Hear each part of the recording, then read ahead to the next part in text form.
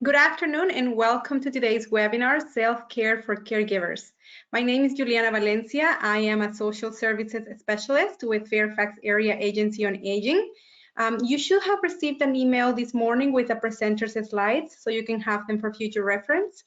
Now, before I introduce today's speaker, I want to go over a few housekeeping items. Today's presentation is being recorded and a recording will be sent to all registrants by early next week. We're also going to allocate a few minutes at the end of the presentation for you to submit your questions. So if you have any questions, please just type all of your questions into our question box on your panel. In addition to that, there will be a brief survey as you signed out. So please help us by giving us your feedback. It is very important to know what you thought of today's presentation. Now it is my pleasure to introduce today's speaker, Diane Duke. Diane graduated with a Bachelor's of Science degree from Florida State University and earned a master's degree in social work from Baylor University. Diane has worked in the field of social work for the past 20 years, the last 10 of which have been focused on the older adult population. Currently, Diane is a social worker case manager with the ElderLink program. ElderLink is a partnership between the Innova Health System and the Fairfax County Area Agency on Aging. Diane was a caregiver to her mother who had Alzheimer's disease and empathizes with the plight of caregivers and their ever-changing role. Diane is going to share her expertise with us today. Thank you so much, Diane, for being with us, and welcome. All right, thank you, Juliana. Good afternoon, everybody. I'm going to go ahead and bring up my slides here.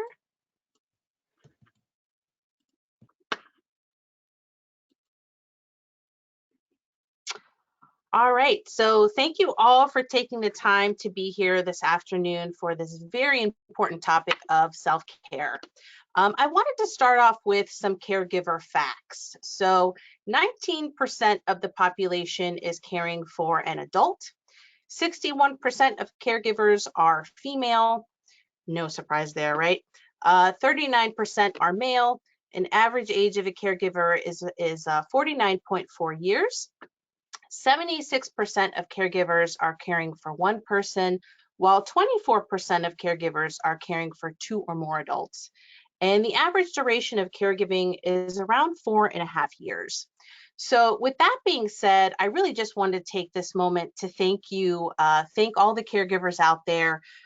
You give and sacrifice of yourself daily, and the work, the care, the compassion that you give often goes unnoticed. And, let's face it, caregiving is a pretty thankless job. So I really just wanted to say thank you so much for everything that you do and bring each and every day. So with that, we're going to dive into, how does the title of caregiver get bestowed on us? And identifying as a caregiver really is an important first step, recognizing that you're in that role. And so the why and how of becoming a caregiver can happen in a couple of different ways. It can be deliberate. So there's planning, there's some kind of conversation to where you know that you'll be kind of the source of that person's care versus the only option. And that's really just what it is. It's kind of the only option, kind of tag, you're it, right? There can be a gradual introduction. So maybe you're helping somebody over time, maybe here or there, versus a sudden impact, which is typically when an emergency or a crisis comes in and you're kind of thrust into that role of being a caregiver. So no matter how you came to be a caregiver, your paths can be very unique, but kind of the journey of caregiving and all that encompasses can be very similar. And so the one thing that is a common factor really among all caregivers is the need for self-care. So in order to really understand why self-care is so vital, we need to first understand caregiver stress. And so caregiver stress is the negative impact caregiving can have on a caregiver's physical and mental health. Caregiving can mimic a chronic stress experience. It creates physical and psychological strain over extended periods of time. It's accompanied by high levels of unpredictability and uncontrollability. and it has the capacity to create stress in multiple life domains, such as work and family relationships, and frequently requires high levels of vigilance. So we always have to kind of be on the lookout for this stress. So the AARP has a great quote here that says, whatever you call it, stress or the more serious caregiver burnout, the mix of physical and emotional exhaustion strikes many caregivers at one time or another. So how do we know if we have caregiver stress? Well, there's all kinds of symptoms, and you can have one of these to a variety. But some symptoms of caregiver stress include isolation, so spending less time with family and friends, the increased negative feelings of guilt, anger, resentment, loneliness, and exhaustion, the risk of developing things like depression, burnout, and anxiety, sleeping too much or too little, increased risks for heart attacks, strokes, and other chronic illnesses. The list kind of goes on here, but experience secondary stress in family and work life, short-term memory loss and issues paying attention, frequent headaches or body aches, rapid weight gain or weight loss, and abusing alcohol, recreational drugs, or prescription medications. So you can see here our friend up at the top, she looks like the picture of serenity and relaxation, right? Not really. She could be our poster girl for stress here. And so now that we looked at some of the symptoms of what caregiver stress can look like, let's take a deeper dive into some of the causes. What's causing this stress? So certainly unrealistic demands on yourself, right? You're one person, but yet you have so many roles you have to fulfill as a caregiver. That fear and uncertainty about the future, right? So caregiving, I mean, you don't know what's going to happen sometimes hour to hour, day to day. Trying to think about the future can be pretty overwhelming and cause us anxiety as well. What are things going to look like? It's tough now. I can't imagine what things are going to look like, 2-3 months from now, 6 months from now. There's typically no time off, right? You're not scheduling time off or time for yourself. Changes in relationship roles. We often see this specifically with either spouses or, children are now having to care for, a parent, and that change in relationship roles can be a pretty tough thing to wrap your head around. Less socialization. So again, you're not really spending too much time with other friends or other acquaintances. Those feelings of guilt and self-doubt. You're faced with making all sorts of decisions throughout the day. And, is this really the best one? I hope it is. I think it is. You kind of trying to do the best you can. Behavioral changes in your loved one. This is another one that can be really challenging. Say mom or dad used to be sweet as pie, very easygoing, very funny. And now they've turned into this nightmare, a person I don't even recognize anymore. They're constantly yelling at me. Nothing's ever good enough. So those changes can certainly throw us for a loop and add to our stress. And then impacts of career and finances. So certainly if you're working and you have to kind of take time away to be a caregiver, that can certainly affect and have an impact on your work duties and responsibilities that will ultimately could affect your finances. If you're also having to maybe hire outside help or maybe through the use of a care facility for your loved one, that could certainly add to that financial impact too. So, adding to the stress because, the causes weren't enough, right? We've got things like these conflicting priorities. So, feeling that requirements for one of life's roles directly conflicts with requirements of caregiving. So if you're a partner, if you're a parent, those bring on certain requirements, kind of responsibilities, roles that you're already in. And so you're adding this additional role of caregiver. And certainly you can see how all these competing responsibilities can interact and kind of just become very overwhelming. The feeling of too many hats. So as a caregiver, you jump into all sorts of different roles throughout the day, from, chef to nurse to teacher to therapist to chauffeur. I mean, there's so many different hats that you're wearing. Again, that just adds to the stress level. Feeling of trying to please everyone, but ultimately pleasing no one, right? So again, you have those best of intentions, really trying to put in the effort, to do the best you can. And sometimes it's just not always perceived that way. And then again, that ambiguity of roles, there can be a role reversal if you were in a particular relationship with somebody, either parent or partner, child, and then all of a sudden that kind of changes to this role of caregiver. And so what am I supposed to be now? How do I kind of behave with this person now? Things are different. And the stress continues. So I promise things are going to turn around here, but we have to focus on why the stress kind of continues and how the denial of our own needs play into the stress. So we're certainly not really prioritizing ourselves, whether it's our physical needs, our emotional needs, the needs for joy, and life satisfaction. And often that happens because we're feeling that prioritizing ourselves is somehow unacceptable. We're not allowed to do that. Our focus is caring for this other person. How can I possibly take time to focus on myself? That seems kind of selfish. When in reality, it couldn't be further from the truth. And we're going to get into why that's important in a little bit here. But before we dive into that, I do want to mention, caregiver emotions, because caregiver emotions, really, there's a wide range of emotions that are experienced while caregiving, right?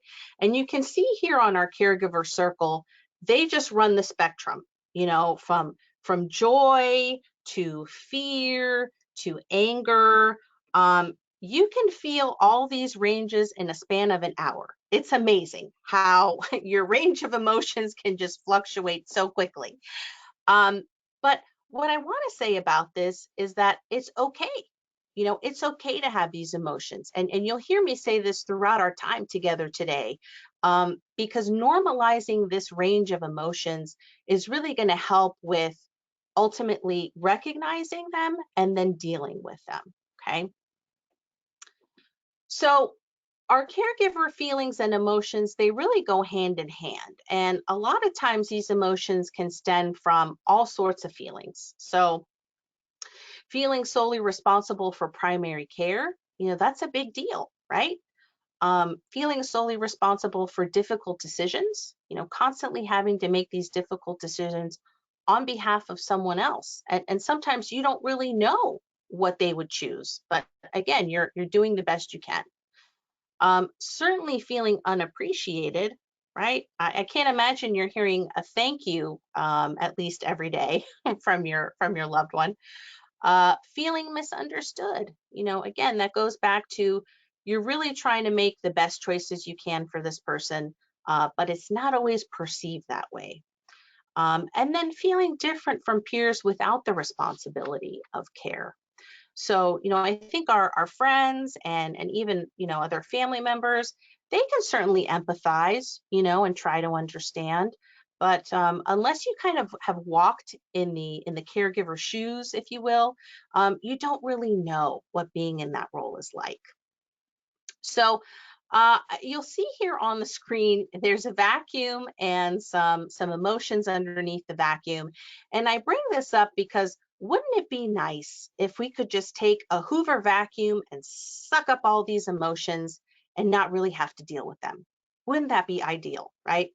But as we know, these feelings, these emotions, they can't live in a vacuum.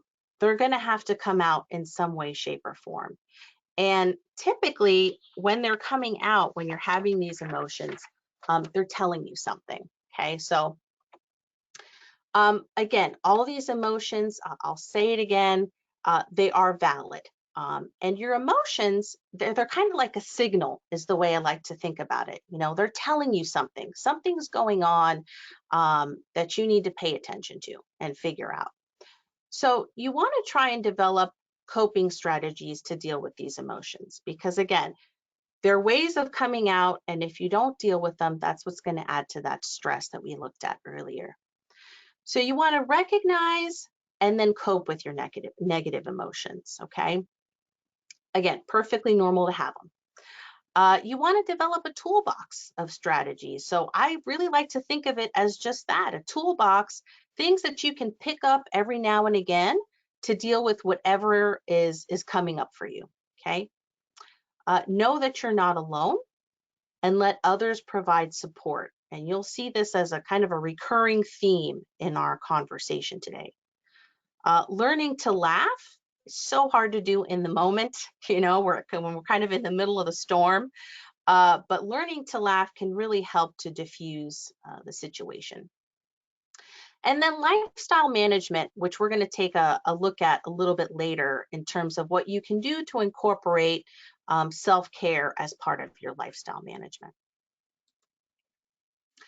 So assessing your needs as a caregiver, how do we know when we're experiencing this high level of distress? And I like this little card here in the center because many of us are attached to our smartphones nowadays. We certainly wouldn't let our cell phone batteries lose charge, right? We're probably always looking, where can I plug my phone in? Looking at the percentage of where it is. Do I need to plug it in? So you wouldn't let this happen to your phone. Don't let it happen to you either. Don't lose that charge. Don't let your batteries uncharge, right?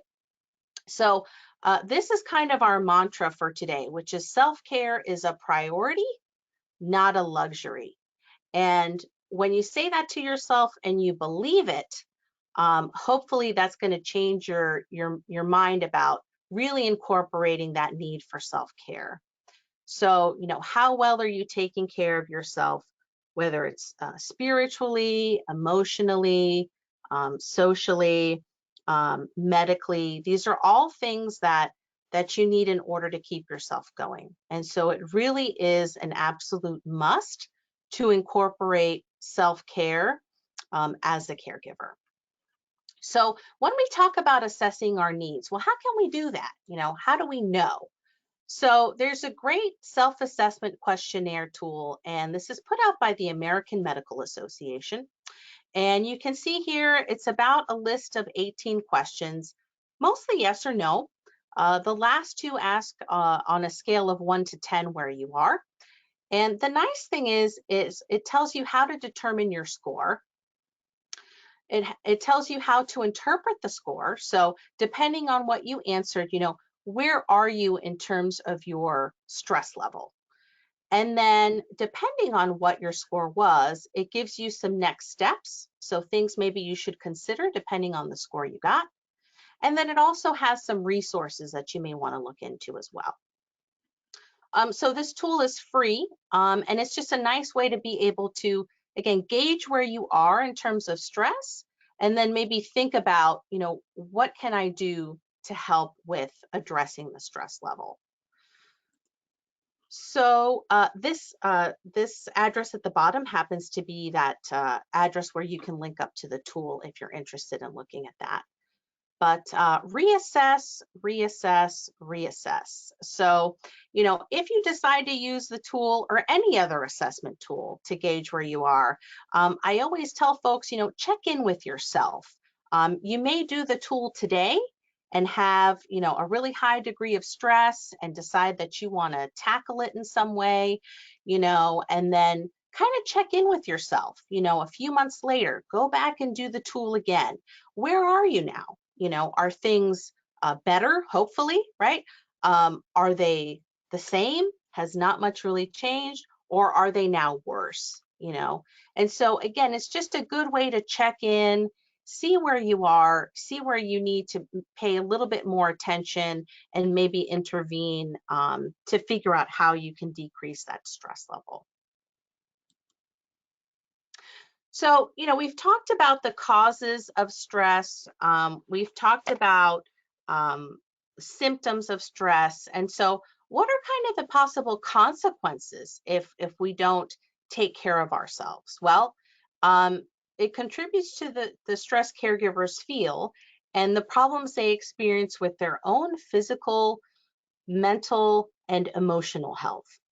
So, all these things really take a hit when we're not taking care of ourselves as caregivers. So, taking care of yourself, it really helps you feel better and provide better care. So, I know caregivers, they often put themselves on the back burner, right? And trying to wrap your head around taking care of myself, again, it goes back to that feeling of how can I possibly do that? It doesn't feel right. Well, look at it this way. If you take care of yourself, you're going to provide better care to your loved one. So think of it as helping them. If that's what's going to take to get you to that place where I need to take care of myself, but thinking of it as myself is too weird, think of it as, you know what, in the long run, this is going to help the person that I'm caring for. So I do want to go back to these feelings and how we can begin to recognize, what's happening and then how we can start maybe taking care of ourselves. So it really starts here. Again, I sound like a broken record, but these feelings really are natural and something that everybody experiences. And these emotions have lots of different causes, whether it's unmet needs, whether it's poor coping skills. There's so many difficulties associated with caregiving, right? We know that it's emotionally and physically demanding. There's just too much to do. There's conflicting demands. There's lack of privacy. I could probably fill up the rest of my slides with all the difficulties we have associated with caregiving, right? It's a lot. And then the other thing that comes into play is these traps. So things that others do or say in efforts to manipulate us. And, let me tell you, our loved ones, they really know how to push our buttons like nobody else, right? So it's important for us to realize that and not fall into those traps, okay? So, how do we cope with these negative emotions? Because we know we have them, right? And so recognizing and acknowledging your emotions is kind of the first step. Knowing that it's just going to be a part of your caregiving role, your caregiving journey. And again, they're common human reactions. There's nothing wrong with having them. You do want to take responsibility for your own feelings. So they're yours. And it's okay to have them. It's based on your experiences and what's going on. The important thing is to figure out, the source of these feelings. Again, those feelings are a signal, right? Something's happening here. So I need to figure out why I'm feeling this way. And then hopefully you're expressing those emotions to someone or more than one person, make sure you surround yourself with people who you can trust, who you can go to, that you won't experience judgment with, but that you're able to talk through all the different emotions that you're having. Again, be on the lookout for those traps because you know that they're going to be set for you. So just knowing kind of the behaviors, what to look out for so that you don't fall into them. And then negative feelings, they can and will return, right? So I like to think of it kind of as this kind of cycle that we have, where we can be doing just fine, right? And things are okay. And then things all of a sudden aren't so okay for lots of different reasons. And so, our negative emotions creep in, whether it's, frustration or anger or guilt. And so we know that, we can continually break this cycle, right? If we can break the frustration, does that mean we're never going to be frustrated ever again? Of course not, right? We know that the frustration is going to return at some point. The difference is hopefully you'll see some things today to help with these negative emotions to cope, so that when these feelings do come on, right, because they will, you'll have, again, the tool that you can pick out from the toolbox to help you deal with that negative emotion, all right? So it doesn't overcome and overtake you. So when we talk about coping, well, what exactly is coping? It's the effort we make to manage situations we have appraised as potentially harmful or stressful. So some characteristics of coping include, again, those variety of strategies. I liken it to like a tools in a toolbox, things that you can go to, your go-to things to help you through. Being flexible, as caregivers, things change, minute to minute, hour to hour, day to day. And so your ability to go with those changes is going to be one of the tools that's going to be able to help you with coping. Positive outlook equals positive outcome. So, I tell people, hey, listen, it doesn't cost you anything to look on the brighter side of things, right? It doesn't cost you anything to have a hopeful or positive attitude. Kind of try it, see if it makes a difference on what the outcome looks like. And then taking control. When you have all these other things in place, taking control, having that confidence that if and when things do come up, you'll feel the confidence that you have the tools that you need to be able to take control of the situation and manage it in a way that's positive. So when we look at coping, we also have to look at resilience. They kind of go hand in hand. And so resilience is the process of adapting well in the face of adversity, trauma, threats, or other significant sources of stress. So resilience is something that we can develop. And there's lots of things that contribute to resilience. So again, this is kind of a recurring theme coming up here. Having those caring and supportive relationships that really create that love and trust, knowing that you have that support system you can lean on. The capacity to make and carry out plans. The confidence in your own strength and abilities. Communication and problem-solving skills. And the capacity to manage strong impulses and feelings. And this one always gets me with, not falling into those traps, right? Not falling into that impulse of wanting to fall into that trap and lash out. So the American Psychological Association suggests 10 strategies for trying to build resilience. And you can see that first one there. Again, that's that recurring theme coming up in making those connections, having that support system, being able to go to a person or persons that you can lean on. Avoid seeing crises as insurmountable problems. So again, having that attitude of taking control. I can see and manage without going to that worst case thinking. Accept that change is part of living, right? So change seems to be the only constant in the caregiving role. Constantly things are changing, you're having to adapt. Moving towards your goals, taking decisive actions, looking for those opportunities for self-discovery. You learn a lot about yourself when you are thrust into the role as a caregiver. Nurture a positive view of yourself. Try to keep things in perspective. Again, maintaining that hopeful outlook, right?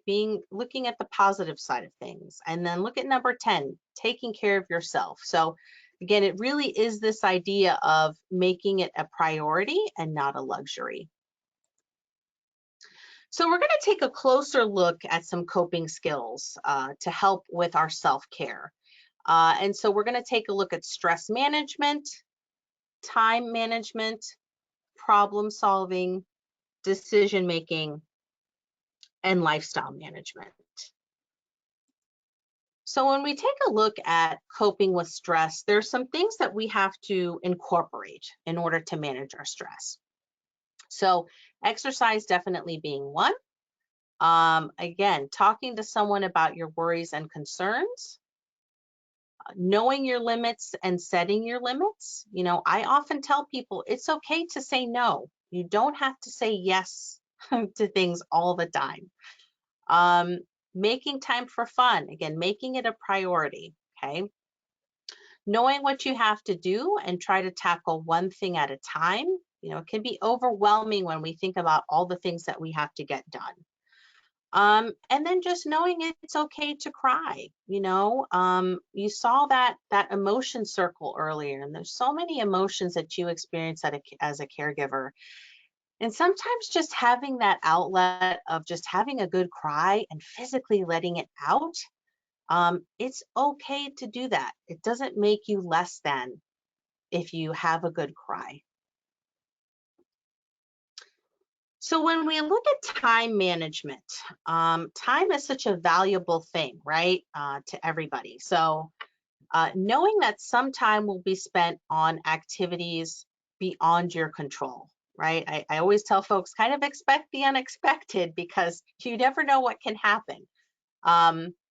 Sometimes making a to-do list is helpful, especially when you're able to cross it off. It's very satisfying. And prioritizing the most important or difficult things. If you can kind of get those off your shoulders, sometimes we worry and we stress over the difficult things that we have to do.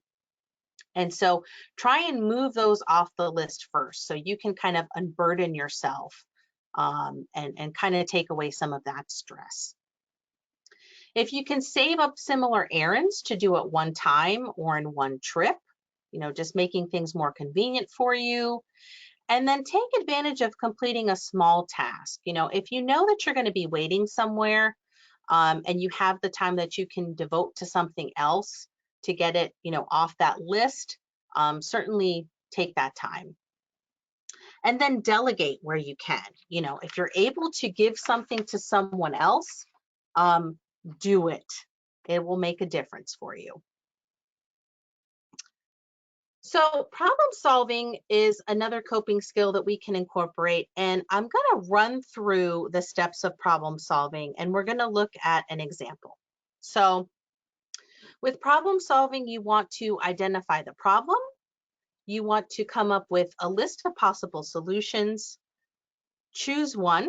You want to assess the results, substitute another idea, utilize other resources, and then accept that the problem might not be solvable now. So let's take a closer look at what this can look like.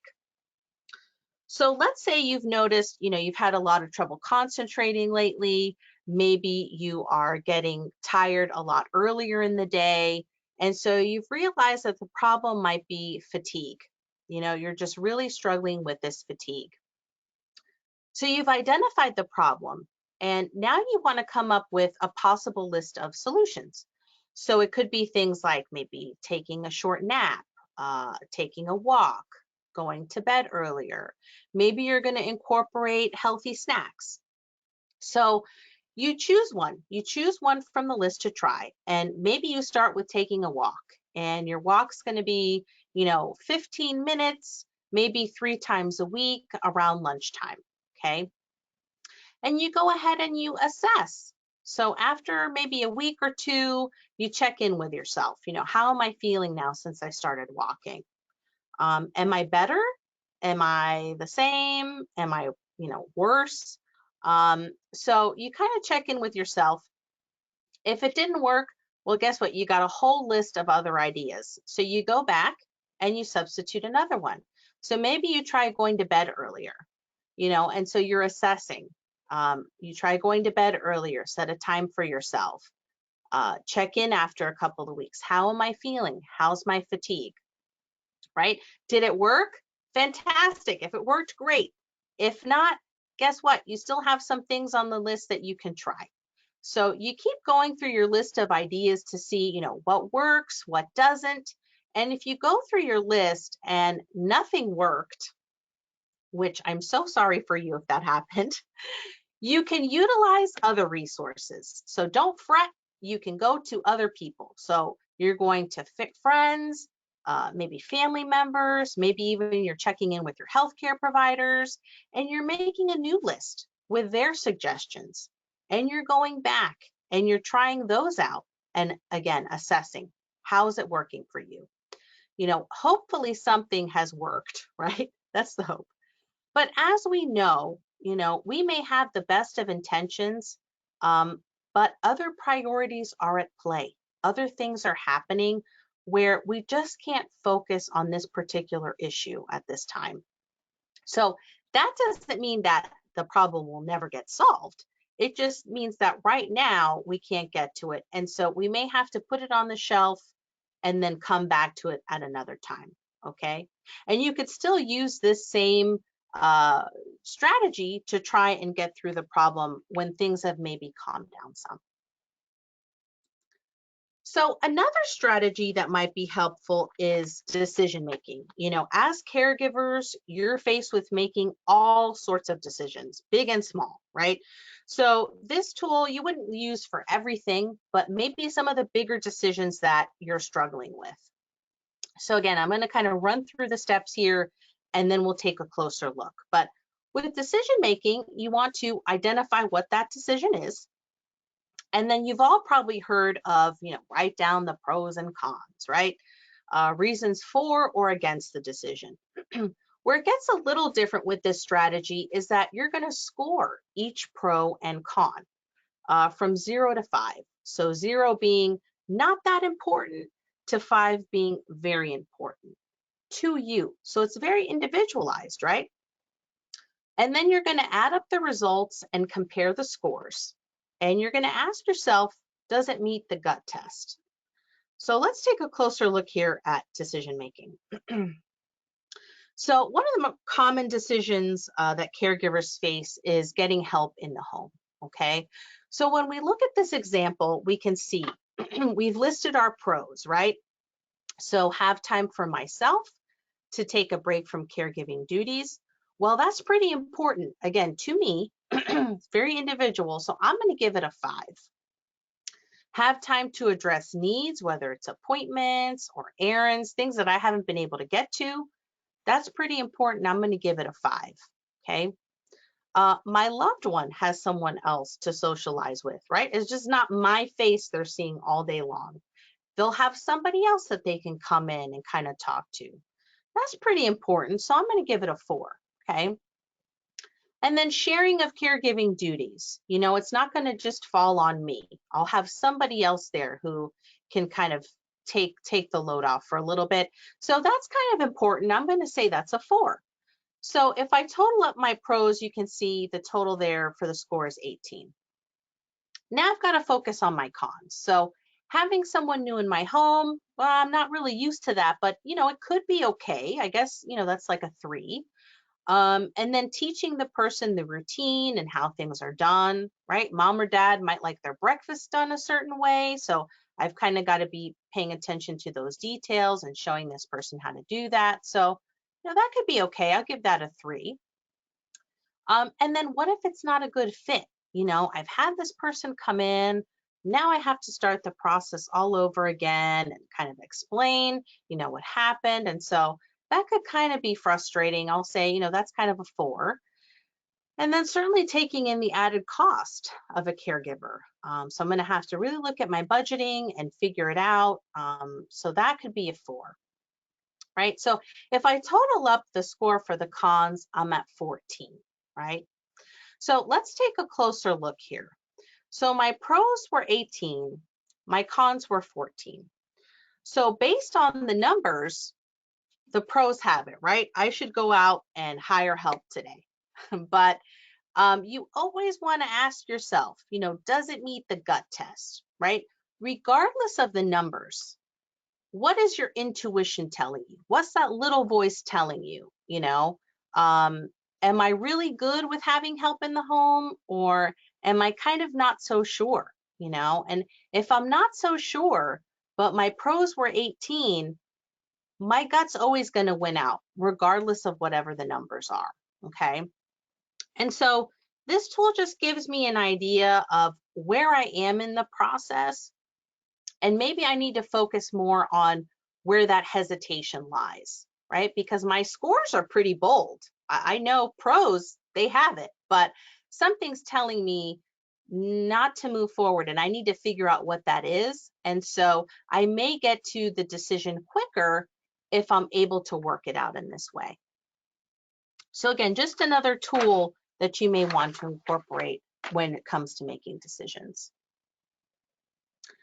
So when we look at lifestyle management, there's lots of things that are encompassed here, and I won't have time to get through all of them today, but I'm going to hit some of the highlights. And under lifestyle management, we have exercise, we have eating right, getting enough rest, taking time to relax, maintaining that sense of humor, getting regular medical and dental checkups, using positive self-talk, and developing and using a support system. So the benefits of exercise, right? There's lots of research about the benefits of exercise and why it's so good for us. And so if you can try and incorporate it into your routine, you'll see the benefits of, hopefully getting better sleep, more energy, less fatigue, less anxiety, less depression, less pain, and better overall functioning. So if you can incorporate exercise, make sure it's something that you like and enjoy. Make sure that it's fun, because the odds of you sticking to it, if it's not enjoyable, aren't so great. So just make sure it's something that you like and enjoy. And then when it comes to eating right, an easy way to remember to eat healthy is to use something called the plate method. And the plate method was developed by the US Department of Agriculture. And you can go to choosemyplate.gov. They've got a cool interactive plate there you can play around with. But when you're looking at your meals, you want to look at a 9-inch plate that you're working with. And your plate should have a little less than a fourth of fruits, a little more than a fourth of vegetables, a little less than a fourth of grains, and a little less than a fourth of protein. Excuse me, that was switched. And then to that, you want to add a serving of dairy. So ideally, this is what your plate is looking like at every meal. Doesn't look like mine for every meal, but that's the goal, right? So one way that can kind of help you improve your eating is keeping a food journal. And keeping a food journal is really just tracking, what you're eating. And if you do it maybe a few times a week for a couple of weeks, you can spot some trends and patterns to figure out, how you're eating now.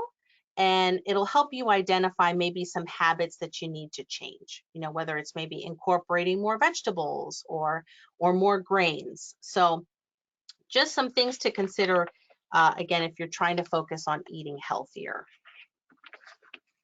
And then maintaining a sense of humor. So humor and laughter can really reframe our negative emotions into a more positive outlook. So it helps to ease tension and stress.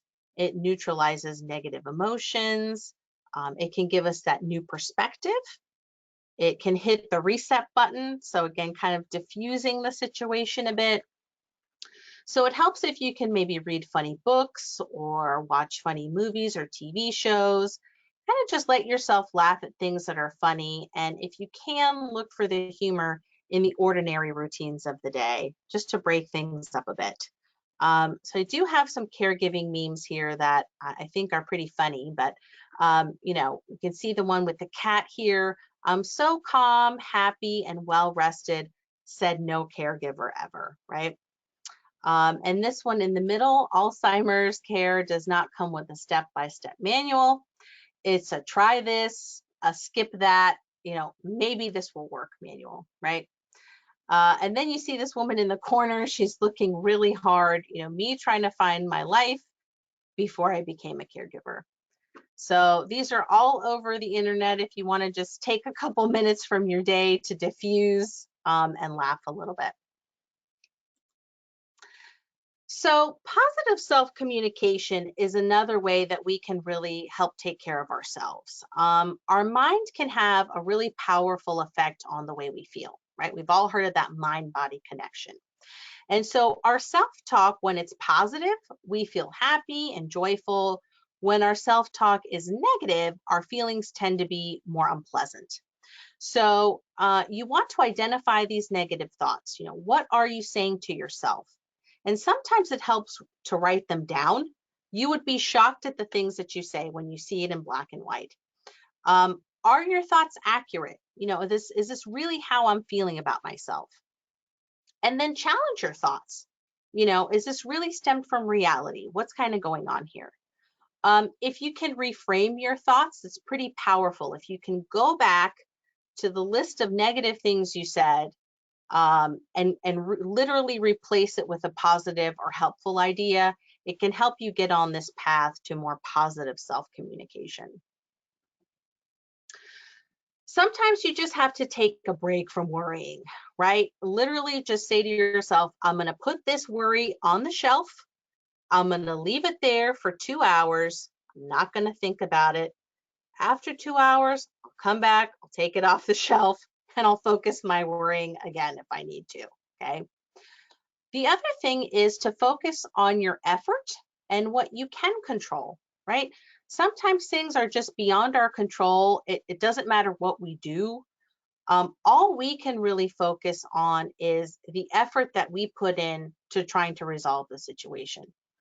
Did I do the best I could? Yes. Have I put forth all the effort I can? Yes. Then that's what you got to focus on feeling good about, okay? Using a thought stopper. So this can be really helpful if those negative thoughts kind of start creeping in, literally thinking of something, whether it's a big red stop sign or a big traffic light of, nope, not going to let it come through, not going to have that negative thinking. And then certainly if your negative thinking is overtaking you and you feel like you've just tried and nothing seems to be working, certainly check in with a therapist, a counselor. There's no shame in getting that help and figuring out different ways to get that positive self-communication up and going. So I've mentioned social support systems throughout our time today, and social support systems are defined as either persons, agencies, and organizations with which the caregiver has contact. So it could be physical or practical assistance, it could be sharing of information and resources, emotional and psychological assistance, and attitude transmission.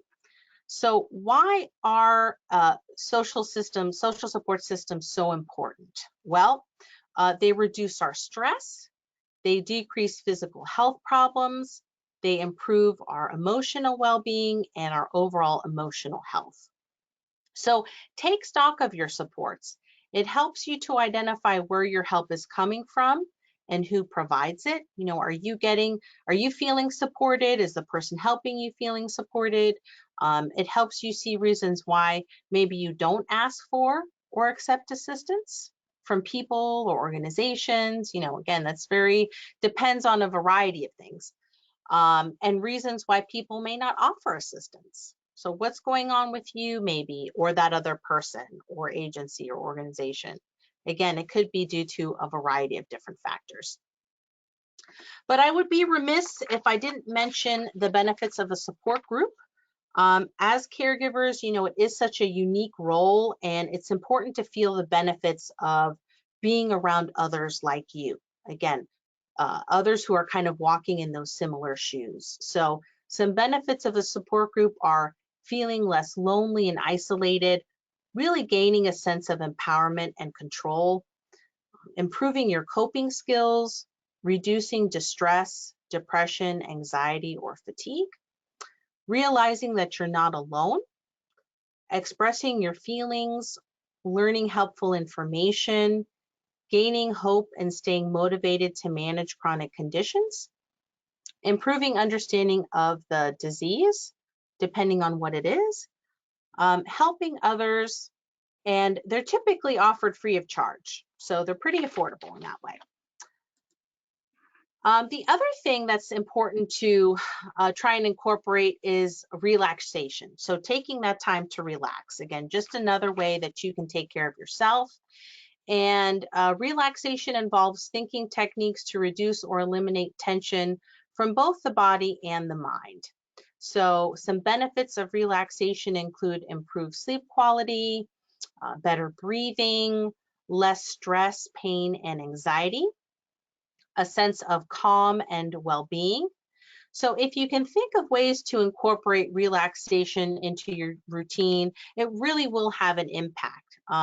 YouTube has several videos. There's all sorts of apps on your smartphones where you can do from 5 minutes to an hour of relaxation. So good way to try and incorporate it if you can. I wanted to share the Caregiver Bill of Rights. I know I'm running low on time here, but this is something that we share with participants of our caregiver workshop series called Caring for You, Caring for Me.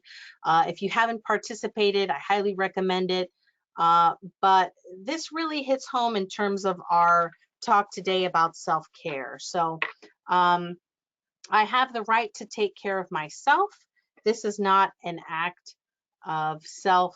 Oh, I can't see that. It just disappeared on me. I don't know if, whoops. Sorry about that, guys. I am having trouble seeing this slide. So I think you guys are getting copies of the slides. So I highly encourage you to take a look at that Caregiver Bill of Rights. It really is just a nice way to remind yourself that you're not being selfish and you do have the right to take care of yourself. So the take-home message for today is the need for self-care is essential, right? We said it's a priority. Practice those coping skills, celebrate the positives where you can. By caring for yourself, you will better care for your loved one. And remember, you are a priority too. If you need further assistance or guidance, you can always reach out to the Aging, Disability, and Caregiver Resource Line through Fairfax County. They have a wealth of resources and information that they can share with you. And you can give ElderLink a call, which is the unit that I'm with. We provide caregiver consultations where we'll listen to your situation and try and provide guidance, resources, and connect you with the assistance that you need to continue with your caregiving role. If you need to reach out to me, please feel free to do so. My phone number is there. I'd be happy to talk with you anytime. That's going to do it. Thank you so much, Diane. That was a wonderful presentation. A lot of really great, insightful information, tips, and I learned a lot. So I hope our audience did as well. And like you said, the slides will be shared or have been shared already this morning. But if you didn't get them for whatever reason, just let us know and we'll be happy to email those back to you. We are also going to be sharing a link of this recording, so stay tuned for that. And at this point, I want to invite our audience to submit your questions for our presenters. So any questions that might come to mind and you want to know more about it, please feel free to use the question box that we have available in your panel. So we actually do have a question that came from someone in the audience, and it says, my mom has Alzheimer's dementia. I do feel stressed, but how can I make my siblings know everything I'm going through? Friends understand, but my siblings don't. Oh, goodness. I'm so sorry to hear that. I know that's really tough. You know, if hopefully you have a good relationship with your siblings and can talk to them and have open and honest communications about what you're going through. I don't know if they're able to visit and kind of see what you're seeing with mom and maybe inviting them. Why don't you come and spend a day or an afternoon with mom and kind of see, you know, firsthand what I'm experiencing? Sometimes that helps. Mm-hmm. Thank you. Thank you for that suggestion. Yes, exactly. You did mention that it's very hard to empathize when you haven't experienced that. So we do have another question from someone in the audience, and it says, where can I find support groups? And you mentioned Caring for You, Caring for Me. Do you want to talk a little bit about the Caregiver Telephone Support Call as well? Sure. So ElderLink has a monthly telephone support call. It's called telephone support call, but people can either dial in or Zoom in through the virtual platform. And it takes place once a month. I believe it's the second Tuesday of the month from 7 to 8 p.m. in the evening. And typically there's a topic focus for the call, but there's also time to be able to just talk and share with other caregivers. There's all sorts of support groups in the community. So if you wanted to reach out, I'm more than happy to give you more information on other support groups in the community as well. Thank you so much, Diane. And I have a question for you. You talked a little bit about burnout and compassion fatigue. How does burnout and compassion fatigue affect someone's ability to provide care, physical care, and emotional care for that matter? Yeah, well, but I think, when we're experiencing burnout and compassion fatigue, some of the causes that we talked about, those symptoms are going to come up. So it's going to affect your physical health, your emotional health. So those things start to break down, and then your ability to care for someone else is going to decrease because you're just not able to, be able to provide that care when you yourself are going through this diminishment of your own skills and capacity. Thank you so much. And what are some suggestions that you have for someone who doesn't have any other family members, any other relatives who can participate in the care of a loved one? So I would say, definitely reach out to the county. Fairfax County has such a wealth of resources, and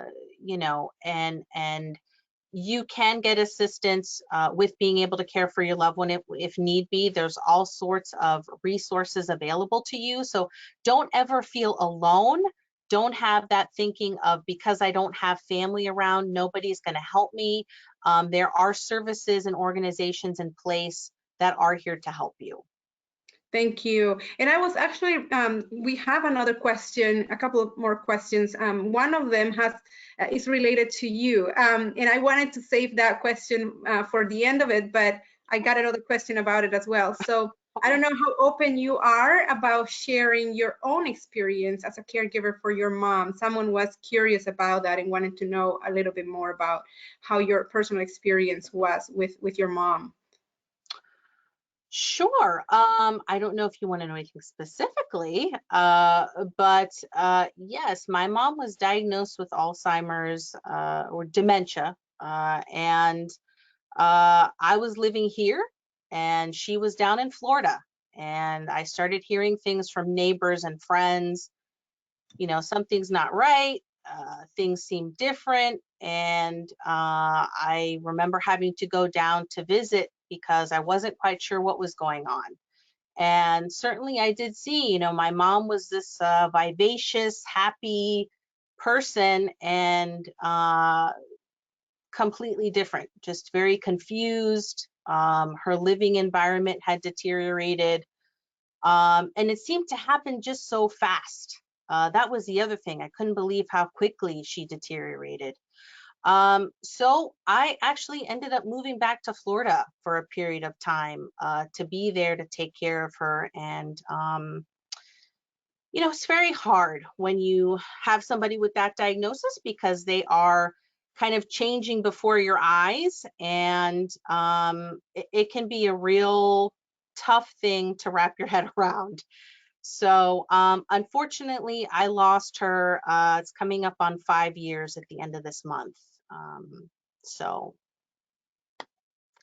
don't know if you have any specific questions around that, but yeah, it was I have all the respect for caregivers because I've been in your shoes. Thank you so much for sharing. I think that person wanted to know like your personal level of experience as a caregiver, and I think you explained it well. Thank you so much for sharing, because yes, it's so important to feel like you have other people who you can talk with, and especially you presenting about this topic that you are well aware of because you've gone through. So thank you so much for sharing. Someone had a question about how to find support that is needed on irregular basis, odd times. I don't know if you have any suggestions. Irregular basis or odd times? Was that the question? Mm-hmm. That is a good question. I know, well, I guess it depends on what you're going through, but I know that the Alzheimer's Association has a 24-hour hotline where you can call in, and it's staffed by social workers. So I've called, I'll say it, 2, 3 in the morning. You can call to just kind of talk through the situation. Sometimes it's just having somebody listen. Other times it's trying to get connected to services and resources. Off the top of my head, like I said, I know they for sure have a 24-hour hotline. Um, Other times, yeah, I mean, I know the county is open pretty much from 8 to 5. And you can always leave a message. They'll try and get back to you too. You can email them as well. So even if it's 2, 3 in the morning, you can send them an email. They'll get back to you. Yeah, thank you so much. And I just wanted to quickly mention, perhaps taking a caregiver consultation with with Diane or someone from ElderLink might help you plan and maybe develop a schedule that might better fit your needs or your loved one's needs, because there are a lot of resources that sometimes we might tap into on a regular basis without realizing that if we create a regular schedule, that actually might be more beneficial for both parties. So please feel free to give us a call for a caregiver consultation. And then there is another question from the audience, and this might be our last question since we are past the hour. It says, I have a stressful job and also an only child on this journey of caring for my mom who has Alzheimer's. Sometimes my anxiety is so bad that I cannot sleep and have shortness of breath. I try to incorporate yoga and meditation to my routine. Ideas? I think it's great that you're doing meditation and yoga. I think those are great first steps. I'm going to say you may want to check in with your healthcare provider. Shortness of breath can be an underlying cause to something more serious. Check in with them. They'll give you resources to help. You may need a little extra self-care there to deal with that anxiety. My heart goes out to you, though. Thank you so much, Diane. We are at the end of the hour. We do have so many people who are expressing their gratitude to your presentation because it's been very helpful. Thank you so much for really sharing your time and your knowledge with us and your personal experience. And I want to thank everyone in the audience for being here with us. And also, I want to invite you to fill out our survey because it really helps us provide topics that you are interested in. So thank you so much. This was actually our last webinar of the year, but stay tuned because we are going to be putting on a new program for next year. So we are going to email us if that's something that you are open to get information about. And thank you so much, Diane. Thank you to our audience for being here, and have a wonderful afternoon, everyone. Thank you. Bye. Bye.